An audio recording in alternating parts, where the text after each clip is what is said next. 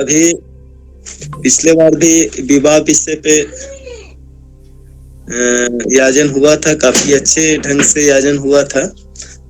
विवाह के बारे में जो दादा याजन किए थे पिछले शनिवार को, बहुत सुंदर ढंग से बताए थे कि पूजने बाबाईदा पूरे पूरे ठाकुर परिवार इस बात को लेकर के चिंतित है कि विवाह पूरे कम से कम जो सत्संगी परिवार है वो सत्संगी परिवार में विवाह ठाकुर जी के जो प्रदत्त नीति है, विधि है, उस मुताबिक विवाह होना चाहिए, अनुलोम सवन विवाह। इसीलिए इसे जोड़ देना है हर सत्संग में। जितने भी सत्संग है उस सत्संग में ज्यादा इस विषय पे जोड़ देने की आवश्यकता है। ज्यादा लोग इस पर मतलब इस पे अध्ययन करें, अध्यापन करें, क्योंकि प्रतिलोम विवाह पूरे विश्व के लिए कुल घातक है, पूरे विश्व के लिए घातक है और नष्टदायक है, मतलब हम लोग सब पे कोशिश। आपका वीडियो नहीं आ रहा भैया? मेरा दादा जय गुरु दादा, जय गुरु जय गुरु। वीडियो तो ऑन किया है दादा, नहीं जा रहा है क्या? आ गया दादा, ठीक है, आ गया। जय गुरु दादा, जय गुरु, जय गुरु बसंता, जय गुरु दादा, जय गुरु, जय गुरु, जय गुरु, जय गुरु।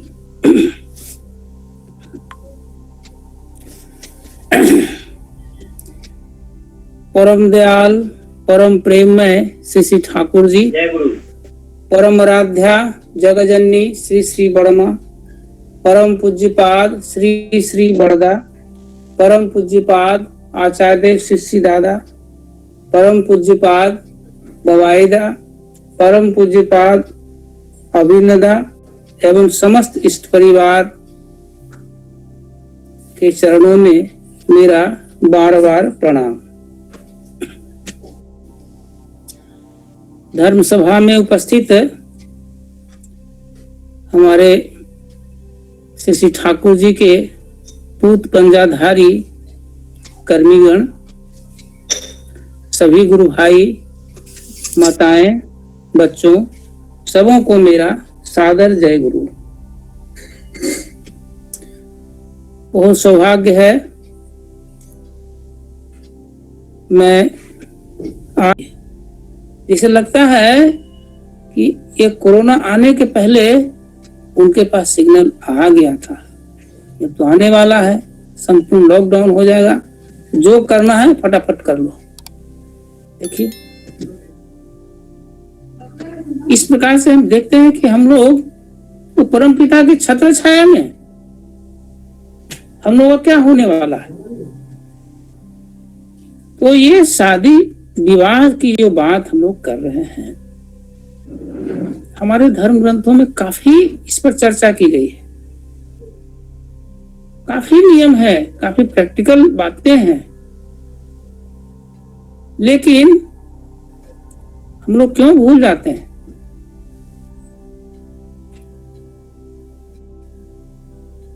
रामायण में रामचरितमानस में लिखा है कि जैसा तुम हो राम के वैसा तेरा राम, दाएं जाओ तो दाहिने, बाएं जाओ तो बाम। भगवान राम के जीवन में 5 साल में गुरु ग्रहण किए, गुरु वशिष्ठ के यहाँ पढ़ने गए, गुरु गृह पढ़न गए रघुराई, अल्पकाल विद्या सब आई। बहुत कम ही समय में सब कुछ पढ़ लिए। वो विद्या पूरी हो गई तो उच्च शिक्षा के लिए विश्वामित्र के यहाँ गए, वहां की शिक्षा ले ली। देखिए उनके जीवन में क्या है, सबसे पहले गुरुकुल में जाते हैं, गुरुकुल की दीक्षा लेते हैं, वहां की शिक्षा ग्रहण करते हैं, फिर उच्च शिक्षा के लिए गुरु विश्वामित्र के यहाँ दीक्षा लेते हैं, फिर उनकी शिक्षा ग्रहण करते हैं। जब सारी शिक्षा दीक्षा समाप्त हो जाती है तब गुरु वशिष्ठ, गुरु विश्वामित्र उनको ले जाते हैं जनकपुर और वहां धनुष यज्ञ में धनुष भंग करते हैं। तो भगवान राम और माँ सीता की विवाह होता है। तो उनके जीवन में क्या श्रृंखला है? पहले दीक्षा, तब शिक्षा और तब विवाह। और हम लोग आज के युग में ठीक उसका उल्टा चलते हैं। दीक्षा तो लेते नहीं लोग, ये तो चौथेपन का चीज है। पढ़ाई शुरू हो जाती है, जय बुद्धा। मेडिकल में एडमिशन हो गया तब तो डॉक्टर बन ही जाएगा, शादी हो जाएगी। तो शिक्षा भी पूरी नहीं हुई, दीक्षा तो हुई ही नहीं है, सबसे पहले शादी हो जाती है। ठीक उनका उल्टा चलते हैं हम लोग। उधर है दीक्षा, तब विवाह, और यहाँ क्या है? विवाह, तब पूरा होता शिक्षा। और दीक्षा तो परसेंटेज नहीं भी होता है, कोई कोई लेते भी है, तो क्रम उलट गया। इसीलिए हम आज दुख भोग करते हैं, इसीलिए हम आज इतने अरे डिस्टर्ब नहीं करो बाबू। शिव बहल के नाम से जो है बाघेल, शिव बाघेल, बार बार डिस्टर्ब किया जाता है। ठीक है, जय गुरु। आज जो है हम ये सारे जो नियम है जानते हैं, समझते हैं, लेकिन जब समय आता है, जब अवसर आता है, तो हम चूक जाते हैं।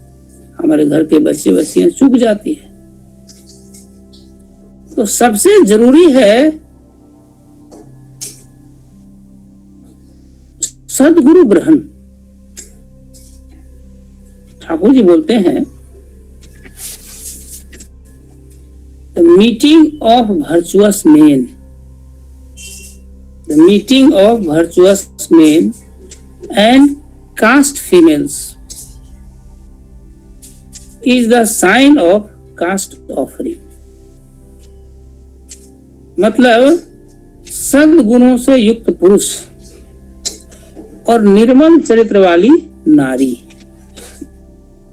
के मिलन से ही शुद्ध आत्मा का आविर्भाव होगा। तो ये जो सद्गुणों से युक्त पुरुष, निर्मल चरित्र वाली स्त्री, ये जो है पहला कंडीशन है। उसके बाद ही हम आगे बढ़ेंगे। ये कहां से आएगा? सबसे पहले तो इसको देखना है, ये सद्गुण हमारे भीतर कहां से आएंगे? जब सद्गुणों से युक्त हमारे युग पुरुषोत्तम से जब तक हम युक्त नहीं होंगे तो हमारे भीतर में सद्गुण आएगा कहां से? हमारे घर की बच्चियां जब तक सद्गुरु से युक्त नहीं होंगी, परमपिता से युक्त नहीं होगी, तो निर्मल चरित्र वाली कैसे होगी? और ये दोनों नहीं होगा तो शुद्ध आत्मा कहां से आएगा? ये पहला कंडीशन है। इसके बाद है शादी विवाह। तब जो हम शादी विवाह करेंगे और अनुलोम विवाह करेंगे, तब हमारी संतान, हमारी अगली पीढ़ी वो सुसंतान। प्रतिलोम विवाह होने से विध्वंसक संतान पैदा होता है, वो कभी भी सुधारा नहीं जा सकता, हमेशा डिस्ट्रक्टिव वे में ही चलते हैं वो। इसलिए बहुकाल से ही, पुराण काल से ही, वैदिक काल से ही ऐसा होता आया है।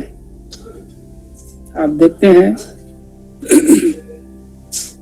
जहां प्रतिलोम शादी घटित होने की संभावना रहती थी, वहां कन्या को हरण कर लिया जाता था, होने नहीं दिया जाता। इसलिए हमारा हिंदू समाज जो है, सनातन समाज कितना मजबूत था पहले।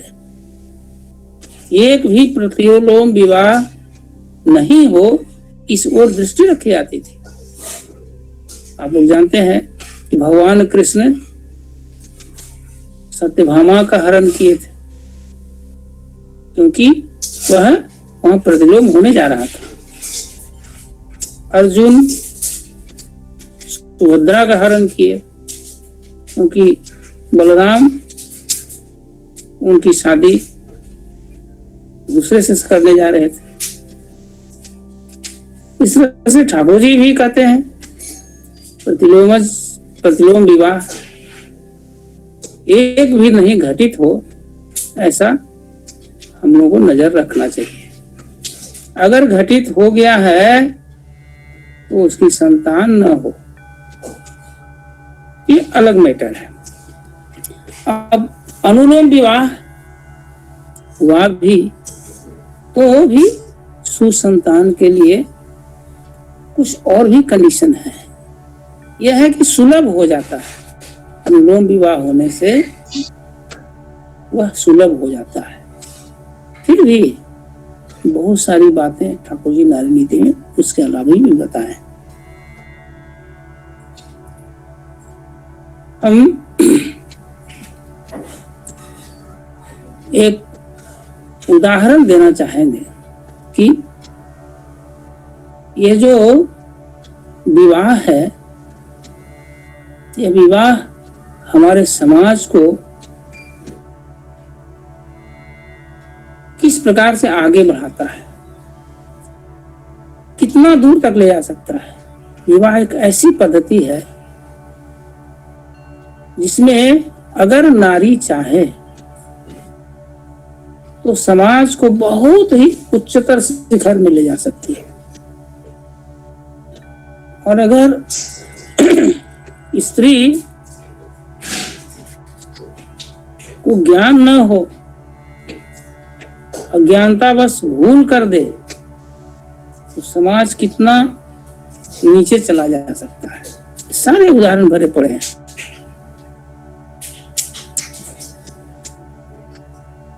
जैसे प्रहलाद का जन्म, ये एक्सीडेंटल नहीं हुआ है, यह ऐसा कराया गया है। इसलिए ठाकुर जी बोलते हैं कि सुसंतान का आविर्भाव में स्वयं जन्म नहीं लेता है, वो जन्म कराया जाता है।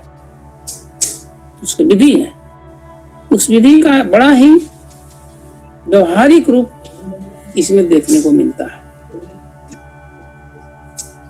श्रीमद् भागवत में पूरा विस्तृत रूप से इसकी कहानी है। हिरण्यकशिपु बड़ा ही दुर्दांत राक्षस था, दैत्य था, और इतनी शक्ति थी उसके पास कि कोई भी उनके समक्ष टिक नहीं सकता था। देवताओं को भी परास्त किए हुए थे, कोई भी शक्ति उनके सामने कुछ बिगाड़ नहीं सकता था। सारे लोग,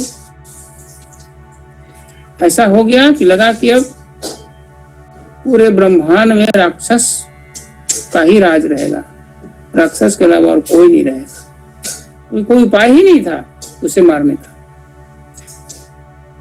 उसमें के ऋषि मुनि जितने थे, सारे लोग, हम लोग का जो सनातन सभ्यता है, संस्कृति है, इसमें ऋषि मुनि का बहुत अहम रोल रहता था, समाज को बचाने में, समाज को बढ़ाने में। वो लोग मीटिंग किए, क्या सॉल्यूशन होगा, इस समस्या का समाधान क्या होगा। उसमें से एक बहुत ही सिद्ध पुरुष थे, उन्होंने एक प्रस्ताव दिया कि हम हिरण्यकशिपु को तो नहीं समाप्त कर सकते हैं, लेकिन हम उसके वंशावली को बदल सकते हैं। वो कैसे होगा? उन्होंने कहा कि मैं अपनी बच्ची को तैयार करूंगा, इस रूप में तैयार करूंगा, उसके साथ शादी करके वह ऐसा संतान इस संसार को दे जो जिसका गुण हिरण्यकशिपु का बिल्कुल ही उल्टा हो, दैवी गुण सारे रहे। सब लोग आश्चर्यचकित हो गए, कैसे होगा। लेकिन यह टेक्निक तो उनको मालूम था।